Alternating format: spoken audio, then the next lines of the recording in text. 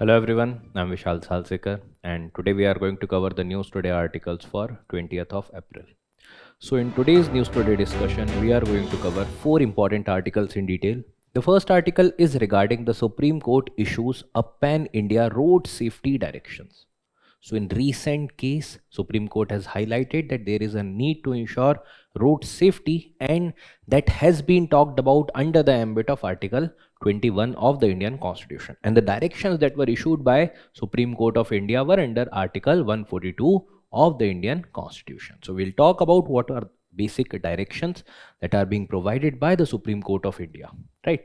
Next is India's first advanced 3D semiconductor packing unit. So we will talk about like what exactly is the status of the semiconductor as far as India is concerned. We'll talk about like where India is doing well, and apart from that, what are going to be the benefit with respect to this particular type of policies. Next is Pradhan Mantri Gram Sadak Yojana. So we had previously also multiple time have discussed about this particular article. Today again we are going to talk about in the context of the recently revealed new phase, right? Next we are going to talk about the Genome India project. So there has been comparison of the Genome India project data with the global research data or the human genome project data, and then it is talking about what are the basic findings with respect to the genetic or the genetic aspect of Indian population, right? Then we are going to talk about certain quick updates. So let's start the discussion with the first article regarding the Supreme Court issues a pan-India road safety directions. Now from the perspective of UPSC examination, the polity and the governance, it is going to be a very important topic, because every year there are reports that are talking about that every year basis pe there has been rise of the fatality as far as the roads are concerned. That means the road accidents, and we come across that majority of these particular accidents are concentrated roughly around the major national highways, and NHAI is a prominent body which is governing the national highways, right? So in this particular case, Supreme Court had issued certain direction with respect to the road safety related things, right? Now from the perspective of GS paper 2, it is important, but even from the GS paper 3, it is an important topic to be discussed regarding the infrastructure, because whenever there is concentration of infrastructure at certain places, or maybe the construction of any new type of infrastructure, the safety and security are very important aspects associated with this. Now, talking about the context, so there is Palodi accident versus National Highway Authority India case where the Supreme Court had highlighted that the expressway must not become the corridors of peril. That means you have created the expressway, so ensuring the safety, security and ensuring the proper governance over the highways or the expressway is also the government's duty.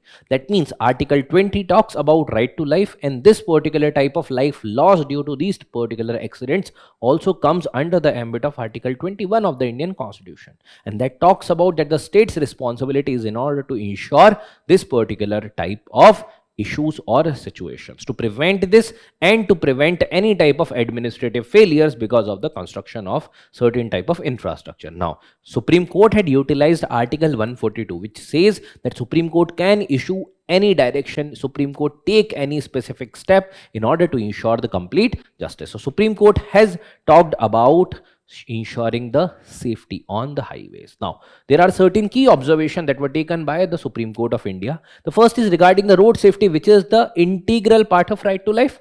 What I have already talked about is under Article 21 of the Indian Constitution. So this is an unnegotiable or non-negotiable type of aspects. Next is Article 21 create a positive duty on the state to ensure the safer roads. So that means if in order to ensure the right to life or right to life, and that should not be taken away without the procedure established and the due process, right? Both the things have to be followed. So in this particular case, there is a positive duty on the government or on the state in order to ensure that there should not be any type of issues that are being created and that will create certain circumstances jahan par it is going to hamper the right to life. Now national highways, roughly 2% as far as the numbers is concerned with respect to the kilometer, but when it talks about the fatality, every time when you have the dense fog situation, you will see that on the express highway or on the national highways there has been multiple vehicles that are colliding together. So these are the issues that the national highways are basically facing. So roughly 2% concentration but 30% fatalities ka concentration. And that talks about that yes, there is a very urgent need in order to ensure the proper checks on these particular type of highways. So there is a need to ensure proper administration of these highways. Now talking about what are the directions and these particular things you can utilize directly in your answer in order to talk about the road safety related things what Supreme Court have provided in the form of directions. First is District Highway Safety Task Force. So Supreme Court had provided this particular observation that whenever near any specific district or from any specific district, if there is any expressway or national highway that is going on, there is a need to ensure dedicated District Highway Safety Task Force, which will be concerning of that particular district, and that will be the coordinating authority with respect to the national highway that is passing through that particular district. Next is infrastructure improvement. So obviously through the infrastructural development like the roads, you are doing good. But then in this particular aspect, ensuring the proper safety and security is also the government's responsibility. Yes, it is the individual's responsibility, but in order to enforce that, the government also is equally responsible, right? So the infrastructure improvement, there should be proper lighting, there should be proper signage, there should be proper marking and the crash barrier.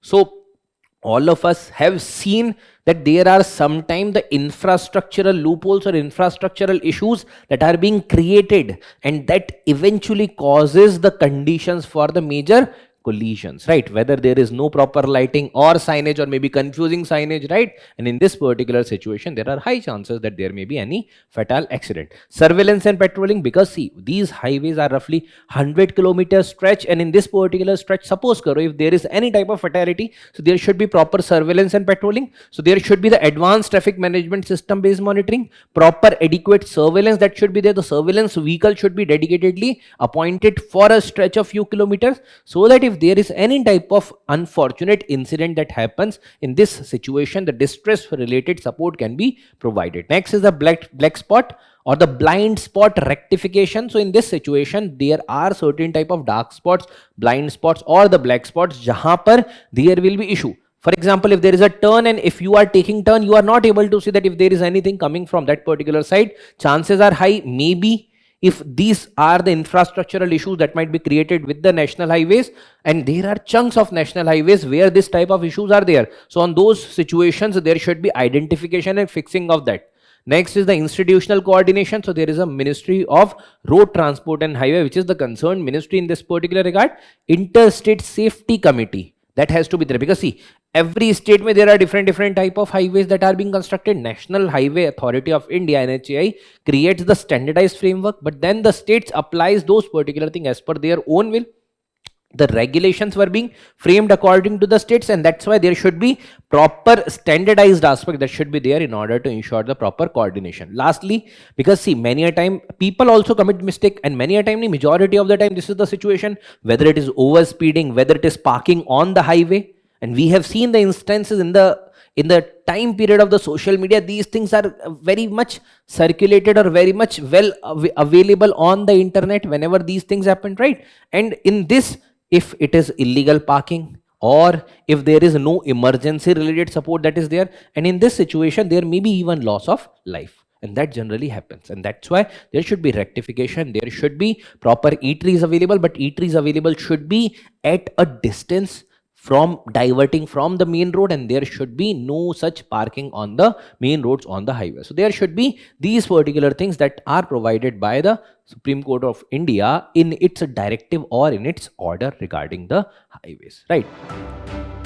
The next article is regarding the foundation stone laid for India's first advanced 3D semiconductor packaging unit in Bhubaneswar. As a fact, important from the prelims perspective, but more important is the semiconductor industry, because right now the world is facing crisis, right now we are facing the oil related crisis, oil, natural gas, but apart from that, there are many other crises that are going on. For example, suppose karo now if the world is going to face, let's say, a new type of cold war era or maybe the hot war era, right?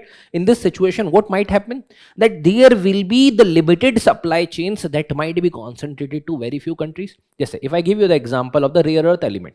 For the rare earth element, already the concentration is available in a country like China, which de facto has the monopoly over the rare earth element. So now if the world want to ensure the free trade of the rare earth element, for that world is right now largely dependent on China. For the semiconductor also, there are certain countries, for example, there is China, there is South Korea, there is Japan, there is US, जहां पर, and even including the Taiwan, where the more than 70% of the world's concentration of the chip manufacturing is there. And if that has to be diverted, if the supply chain can be created alternatively, then it can ensure the proper regulation, proper pricing. Otherwise, it will be the monopoly or maybe the duopoly or oligopoly type of situation of a few countries, right? So in these particular situations, India के context में आत्मनिर्भरता is very very important and that's why we have to focus upon this particular initiative.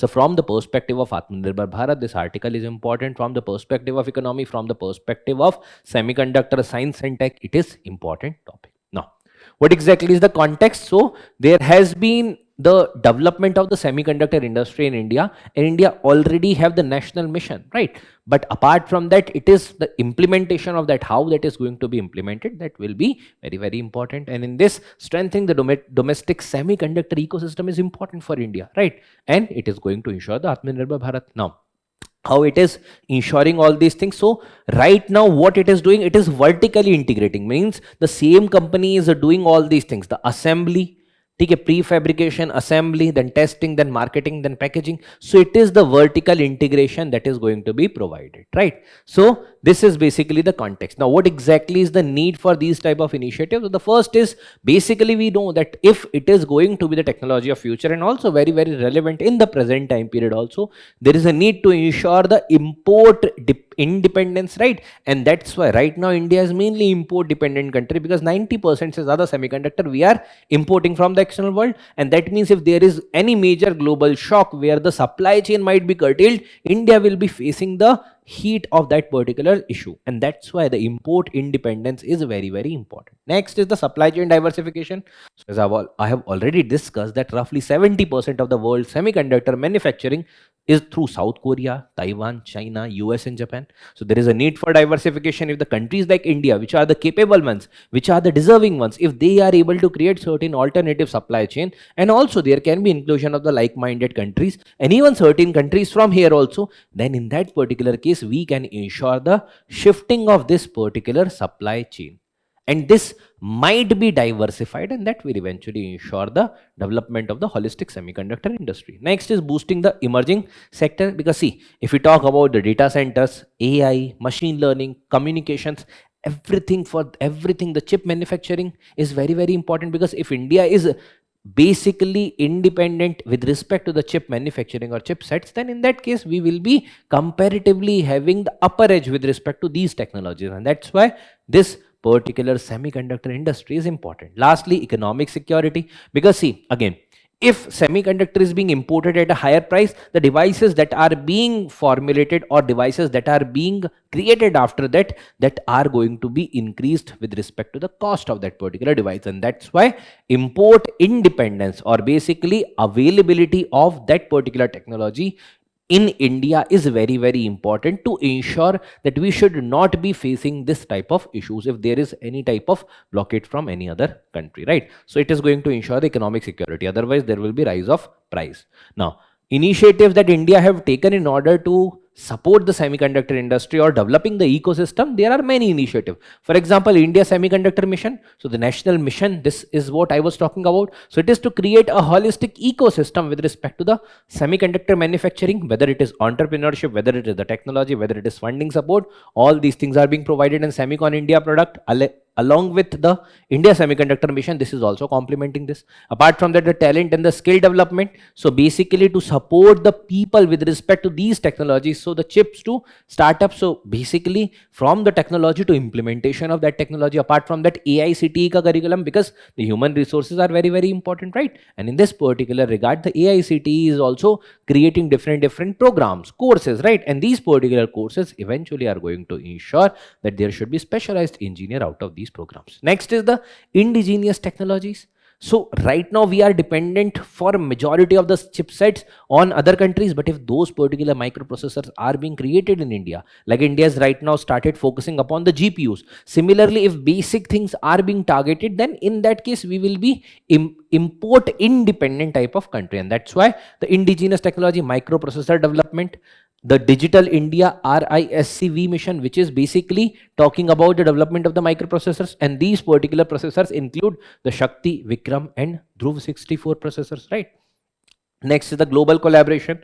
So whenever the Prime Minister is going to any other country, there are different type of things that are being signed. For example, there has been already the US initiative for on the critical and emerging technology. See, India and US have already collaborated with respect to the critical and the emerging technologies. That also talks about the critical minerals also, that also talks about the important technologies, even including defense. With other countries also we are talking in the defense terms. Apart from that, there is also the US led Pax Silica initiative, again diversification of the supply chain, right? So in these situations, the global collaborations are also there.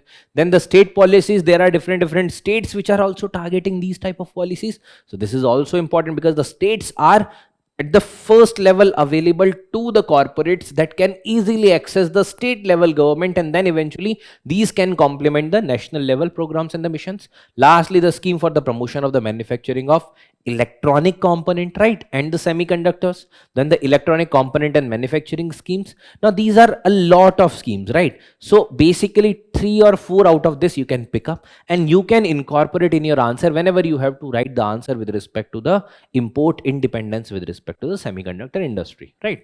So this is regarding the semiconductor related article. Next article is regarding the Pradhan Mantri Gram Sadak Yojana. So the context is that Union Cabinet have approved the extension of the Pradhan Mantri Gram Sadak Yojana till the part 3 till March 2028. So part 3 को continue किया गया. So this particular scheme has been implemented or started getting implemented since early 2000, and then eventually this is being implemented in the phases. And the most recent phase is the phase 4 where we are focusing upon the unconnected habitations. जहाँ पर अभी तक connectivity नहीं पहुंची है, those particular habitations are also being targeted. जो remaining patch है, that is also being targeted. So from the perspective of the UPSC economy, because see, if the roads are connecting the hinterlands or the most interior regions, then eventually they will become the part of the supply chain, and where there can be supply of the health, education, other benefits that can reach, and this is going to boost the economy also. So from the infrastructure, from economy, from the governance policy, all these perspectives, this is an important article.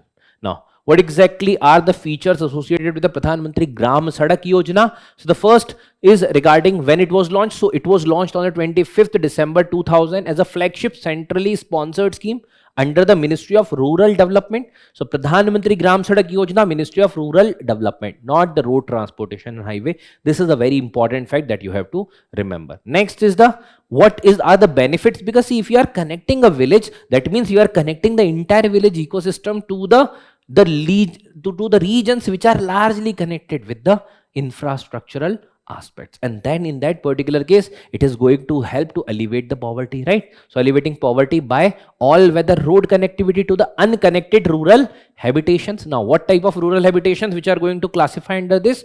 Now 500 से ज़्यादा population in the plain area, 250 plus population in the special category region. So 500 plus in the plain areas, 250 plus in the special category regions, where there can be hilly regions, there may be northeastern states, there may be the frontier region, right? So these particular regions might be there. Now what are the phases? The first phase may we have targeted, which was started in early 2000, was regarding the all weather connectivity to the unconnected region, जो connected नहीं है. Then next में phase 2 we have shifted that those regions which are connected, there should be better connectivity. We have to increase the scope. So previously it was targeted roughly the lesser number of kilometer, 50,000 something around, right? Then later phases the road car connectivity got enhanced. So shifted focus to upgrade the 50,000 kilometer in the existing rural network. So it's not only that once you have created and you should forget that. No, there should be even the proper maintenance. Otherwise you will see the potholes, right? And that can even be well deadly, right?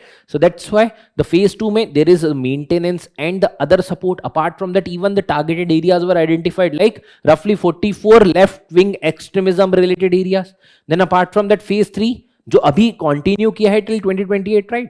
So 2019 में it was created. aim क्या था? 1,25,000 kilometre through routes, and the major rural link through routes means basically for the, let's say, market connectivity, for the mandi connectivity, for education, health, all these type of things are also being connected. So beyond from the March 2025 to roughly March 2028, it has been now extended. Last is the phase 4, which is like roughly 2024 2025 से लेके 28-29 तक है, again parallelly going on, right? And in this particular phase we are going to talk about additional 62,500 kilometers of the road connectivity to connect the 25,000 previously unconnected habitations. So जो unconnected habitations अभी भी बच गए हैं, in those regions also we are now trying to connect. Now what exactly is the impact? Because see, eventually when you are connecting the regions which were previously not connected, now there is going to be the impact through the health, education, development of employment, women related aspects, right?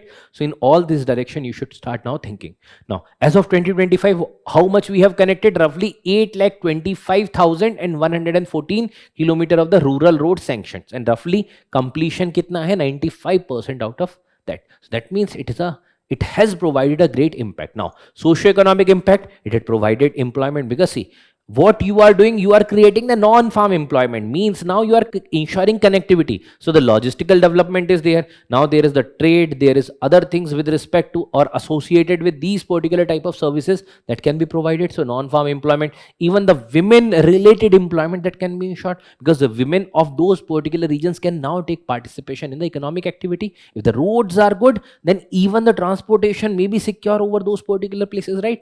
Agriculture may, because now the connectivity is there, now the connecting to the mandi or the nearest place where you can sell your crop, that particular place is now well accessible, and this is going to ensure the better price realization. Next is the efficient mobility, because see, existing road जो connected है उसे भी maintain करना है, repair करना है, overall करना है. Apart from that, new roads are being created, so it is going to ensure efficient mobility. Now previously there might be 2 hours to travel, let's say 10 kilometer, now it is 15 minutes, 20 minutes, right? So it is going to ensure the efficient mobility. This is going to ensure better institutional birth, because previously, because of those 2 hours, what you are doing, you are trying to access the local Anganwadi or maybe local any other type of uninstitutional type of support. In this situation, the death rate might also be large, right? So in this case, more institutional birth, more immunization, because those people, personals can now enter to the villages, then the educational opportunities, then the access to bank, all these things are going to ensure the holistic development.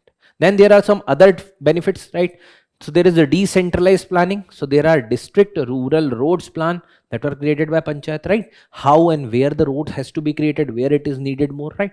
Apart from that, there is a sustainability with the technological intervention. Just there is e-mark, which is like tracking the 5-year post-construction defect liability period. So roughly after construction, if there is any issue with that, then you can highlight that, right? So there is a e-mark. Apart from that, GPS tracking, through that you can ensure कि कितना बनाया जाना था and how much is actually being created. Then use of the green technology like waste, plastic, fly ash in road construction, right? So these are the reutilization of certain type of waste material, which can be ensuring both the things simultaneously, development of infrastructure and decomposition, and apart from that, reutilization of that particular waste generated, right? So this is regarding the Pradhan Mantri Gram Sadak Yojana. The last article is regarding the Genome India project. Data reveals the 44 million unique Indian genetic variants, right? So there is a program, that is the Genome India program, which have taken the sample from more than 10,000 individuals from the varied racial background, and eventually based upon that there are a lot of things or the genetic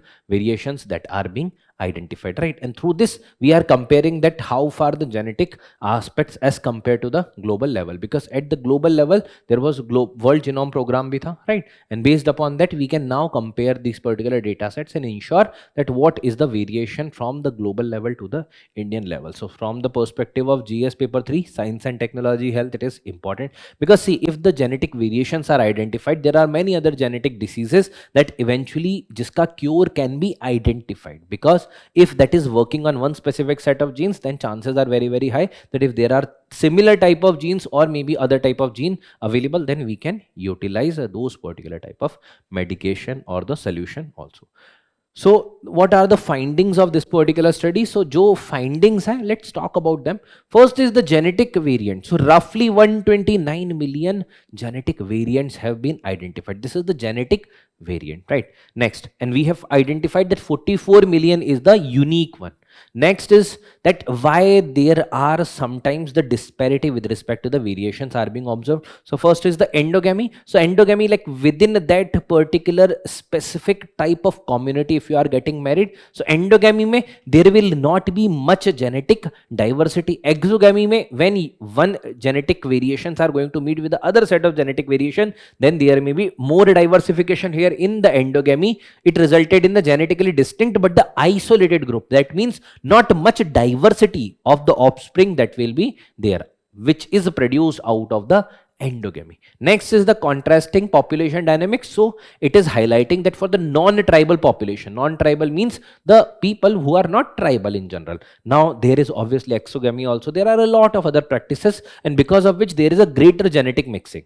Greater genetic mixing means those diseases or the genetic disorders which are getting passed from one generation to another, that can be dissipated because now there is genetic variation. Now in the case of tribal population, since because of their isolation, their relative like distinct from the mainstream population, the chances are high that there is low effective population size and variation bhi zyada nahi hai. Variation is also less. High genetic drift and strong founder effect means jo chala aa raha hai genetics, that particular type of genetics are more predominant, right? So these are the observations. Now talking about what exactly is Genome India project. So it was created or started in 2020. Now ministry concerned, which is very, very important, Ministry of Science and Technology, Department of Biotechnology. Now it is Indian equivalent of the Human Genome Project. Human Genome Project, which was at the world level, right? So Human Genome Project was initiated in 1990 and completed by 2003, and eventually it had highlighted the genetic composition at the global level, but it was mainly dominated by the European countries.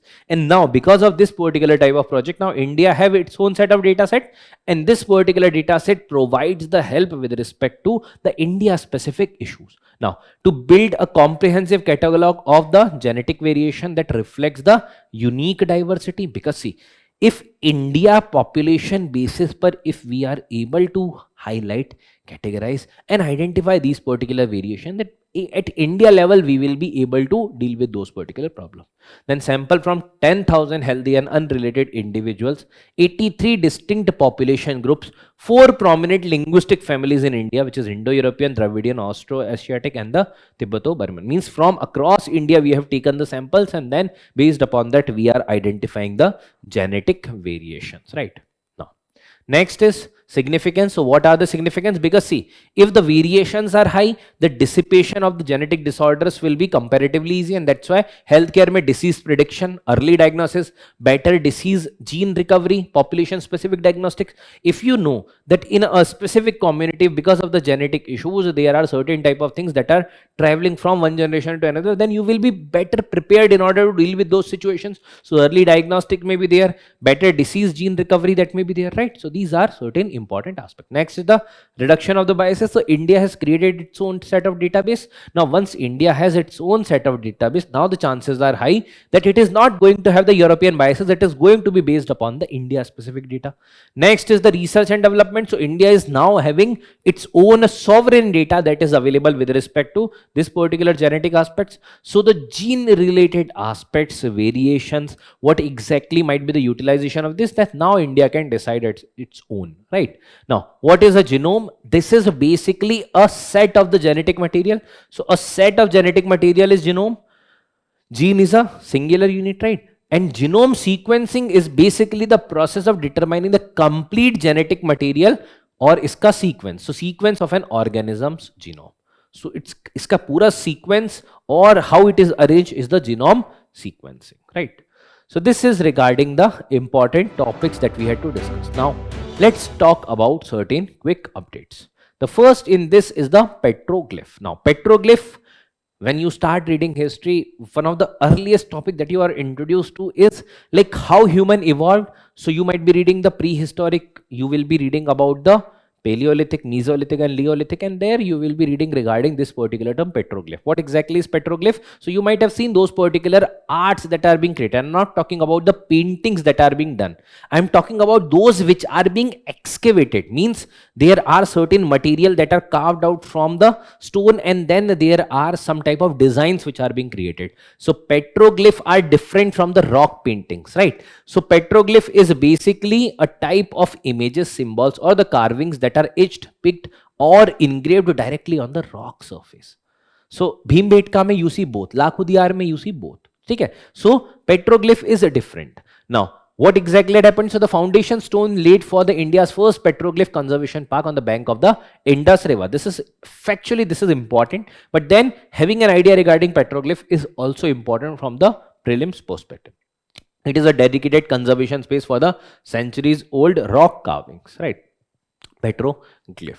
Now Bhimbetka, Ratnagiri in Maharashtra, then Gwaligarh Hills in Odisha, many other places pe you are seeing the traces of petroglyph. Next is Vishwa Sutra. So the Ministry of Textile has launched an initiative called Vishwa Sutra, Weaves of India for the World. Now see, very important term, because see, UPSC will simply ask, recently the term Vishwa Sutra was there in news, it is related to what? And in this particular situation, they may talk about the global diplomacy, they may talk about the conflict resolution, but it is regarding the weaves. So what exactly is being done in this particular Vishwa Sutra means India ke jo weaves hain, jaise there is the Patan Patola type, there may be ikat, there may be different other type of weaving techniques, and those are being created and utilized to replicate the external art. So for example, there are 30 distinct handloom weaves across country have been brought together and representing different states, and then they are collaborating to create different forms. Just there is Odisha ikat to create the Greek forms, Kanchipuram with the Norwegian lines, then there is Muga with the Egyptian element. So basically जो globally art भी popular है, predominant है, that are being created with the India's weaves, right? And this is going to ensure comparatively more popularization of Indian art, right? Now present Indian handloom in a contemporary global design framework. Which particular department and ministry? So initiated by Office of the Development Commissioner Handlooms in collaboration with the National Institute of Fashion Technology, NIFT, right? Next is regarding the Asia Zero Emission Community. So recently the Indian Foreign Minister attended the AZEC Plus Summit, right? So Asia Zero Emission Community. So what it is exactly is going to talk about? So it is a platform that promotes the cooperation for achieving the carbon neutrality across Asia and Pacific, right? Through the country specific pathways, ensuring the economic growth and energy security. Means right now you might have heard of a lot of taxes, just there is CBAM, ठीक है, border adjustment mechanism for carbon by the European countries. So in this situation, chances are that countries are working towards creating the less carbon intensive industries, and in this situation this type of bodies are important. Asia Zero Emission Community, in order to reduce the carbon emission, right? Members क्या है? Australia, Brunei, Cambodia. See, all these you need not to have an idea about, या याद नहीं करना है. India member है क्या? Yes, India is a member, right? And that's why we are talking about this. Apart from that, India is a partner country. India is exactly not the member, but as a partner country, right? These are the member countries. Okay? So that's why it is important to know whether India is exactly a full-time member or India is a partner country, right? Now, what exactly is going to be the objective or mission? This is going to ensure the country specific pathway. Means the country will choose their own methodology in order to reduce or ensure the carbon neutrality. Next is the Samudra Manthan Mission, National Deep Water Exploration. So National Deep Water is also one such region where a lot of explorations are going on right now, because from the energy perspective, from mineral perspective, right? And that's why India has also launched Samudra Manthan Mission for the deep water exploration. So it is launched to boost the deep water exploration and energy security. Now, what exactly is this particular mission? So it is announced by Prime Minister as the India's Deep Water Exploration Mission. Objective क्या है? This is going to explore what exactly lies beneath the ocean surface or near the ocean surface and identify and solve those particular mysteries. Executed in mission would aim to explore the oil, gas reserves, right? Because obviously it is going to secure the energy related aspects, strengthen the scientific research, technological innovation and underwater engineering. Next is the Reciprocal Exchange of Logistics Supports Pact, RELOS, right? So India already previously had signed a pact with the country like US, LIMUA, Logistics Exchange Memorandum of Agreement, and now there is RELOS, which is basically signed with Russia, which is the Mutual Defense Related Logistics Support. So it came into operation, right? It enabled the reciprocal use of the military bases, ports, air facilities, including the Arctic access for India. So India, Russia की facilities use कर सकते हैं, Russia can utilize India's facilities, right? So cover the logistic supports, joint exercises, training, humanitarian missions.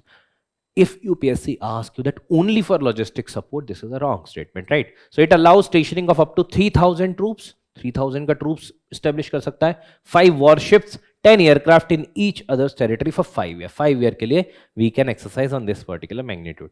Strengthen क्या करेगा? Obviously defense related collaboration, interoperability, support for the Russian origin equipment, right? So all these things are going to ensure for India a comparatively more reliable partner in the present issues when the world is facing the geopolitical crisis.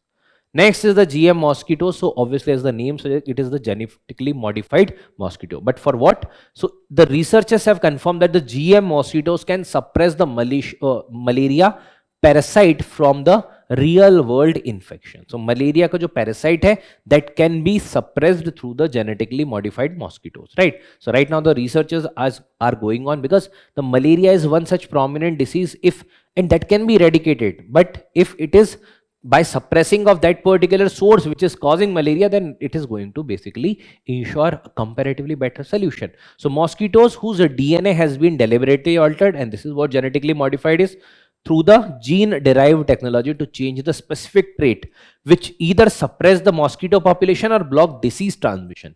मतलब या तो population कम कर दे या फिर वो जो parasitic transfer को रोक दे, right? Gene derived technology using the CRISPR-Cas9 technology. So CRISPR is a technology, Cas9 is a protein or the molecular scissor that is being utilized, ठीक है? And this gene is passed 90% of the offspring, ठीक है? The modified gene is passed to up to 90%. That means it is going to ensure, means out of 100, 90 will be not causing this type of issue. So we can substantially reduce the cases or the instances.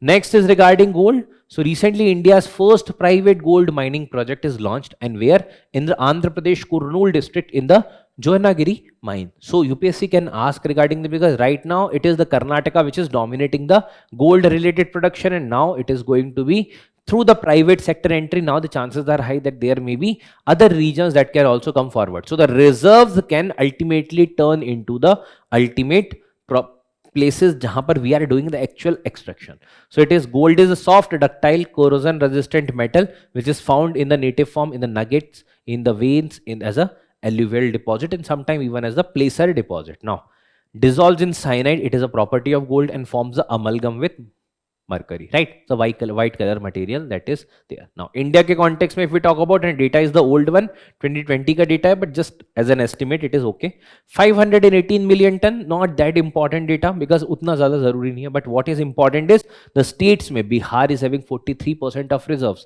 Rajasthan 25%, Karnataka 20%. But see, as I have already discussed, that reserves does not always shows that if the production is exactly going on. So 43%, but it is not in the top 3 producers. तो production में it is the mainly Karnataka. Karnataka में सबसे ज़्यादा gold produce होता है. And key mine is the Hatti gold mine, which is the prominent site of Karnataka, right? Now try to recall KGF also. So placer deposit in the Kerala. So in the Kerala it is available in the form of the placer deposits also. Top producers कौन से? There is China, there is Russia, there is Australia. Top importers, it is Switzerland, China and UK. Top exporter maybe it is Switzerland, UAE, UK. Means they are importing also, and that post processing they are exporting also. So they are doing in both ways. India is also one of the import dependent country as far as the gold is concerned.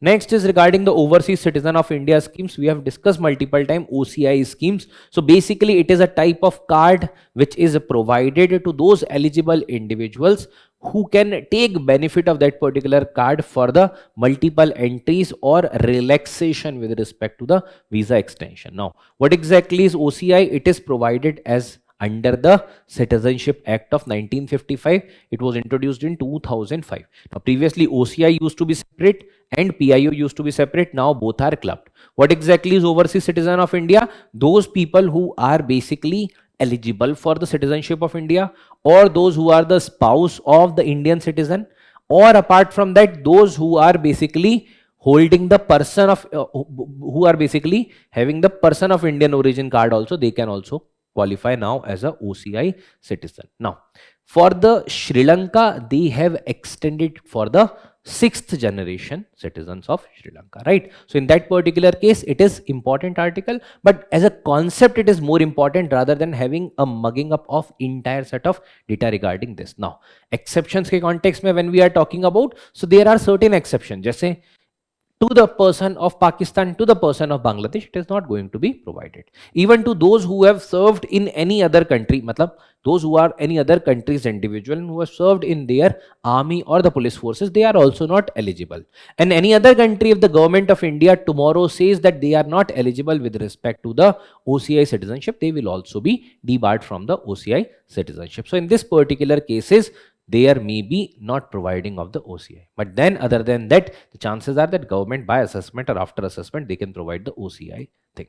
Right. Now, benefit kya hai? Now, they enjoy roughly similar power as the NRIs, but except for certain things. Jaise, with respect to the property acquisition, so agricultural property or the plantation land, they cannot purchase. NRIs are de facto the Indian citizens only. For the practical purposes, they are residing outside and they are still lying under the tax jurisdiction of India, right? Now, lifelong multiple entry, multiple exit type of visa that is available. Next, the market intervention scheme. So the government had approved the potato procurement under the MIS to prevent the distress sell. That means, suppose if because of more production or higher amount of production, or maybe because of certain type of other issues, if the supply is going to be high. Now in this case, suppose if there is no production available, chances are high that the prices are going to get down, or agar prices बहुत कम हो जाते, then there may be distress sell by the farmer. And in this entire situation, the chances are that the people are not going to realize their actual money जितना उन्हें वो deserve करते थे, right? And in this situation, there has to be support from the side of government. So there is a market intervention scheme. Now government have approved for potatoes this particular scheme. Now what exactly is it? It is part of the Pradhan Mantri Asha, which is basically providing the support for what exactly is the gap between the actual price that they can get and what exactly is the price that is available for that. So Annadata Aay Sanrakshan Abhiyan. Right. So basically in this case, it is the tomato, onion and potato that is not covered under the MSP or the price stabilization scheme. Now, MIS was previously launched in 1983 and later now it is subsumed under the PM Asha. Now, department kaun sa hai? Department of Agriculture and Farmer Welfare. Okay. And on whose request this is being included in that? It is on the request of the state. Now, what is the objective? As we have already discussed, to prevent the distress sell after the bumper harvesting or bumper production, or maybe after the price fall, may not necessarily be by the bumper harvest, right? Activated when the production rises greater than 10%. That means agar production zyada hoga, chances are the prices are going to come down, and the prices fall, and eventually prices agar 10% se zyada fall hote hain, then also in that particular case it will be triggered. Now the loss sharing state, center and the state, so kitna distribute hota hai? 50-50. For the special category status, for the northeast 75-25, right? So this is regarding the market intervention scheme. Now last article is regarding the Bharat Maritime Insurance Pool. Now right now what incidents that you are seeing in the Strait of Hormuz, because of these particular insecurity, the insurance prices went up, skyrocketed, right? And eventually no corporations are mainly providing the insurance, right? So the prices have increased, there is no availability of insurance, and that's why what government is doing, Bharat Maritime Insurance Pool they have brought. So they have approved roughly 12,980 crore for the Bharat Maritime Insurance Pool to ensure secure shipping, aligning and the Maritime India vision. Now simply like जैसे insurance काम करता है, there is going to be the purchasing of insurance, but this is going to give you guarantee that कुछ भी situation हो, you will get the insurance cover. Ensure the continuous and the affordable insurance despite the withdrawal of the foreign insurers during conflict. Because जैसे ही there is any type of conflict situation, the people who are basically thinking that there may be a issue that is coming in forward or future, then they are trying to withdraw. And in this situation, the government has to provide the support, and that's why the government is bringing this particular pool. Now, it is covering all the maritime risk, including hull, machinery, cargo protection, and the indemnity, and even the war-like situation. Now, it is going to strengthen the trade security and the self-reliance, because now the people who are doing the long-distance trade, they will be comparatively more confident regarding all these situations, right? So with this, we have covered the entire news today for 20th of April, right? So I hope whatever we have discussed is clear to you, and we'll meet someday again in another set of discussion. Thank you, everyone.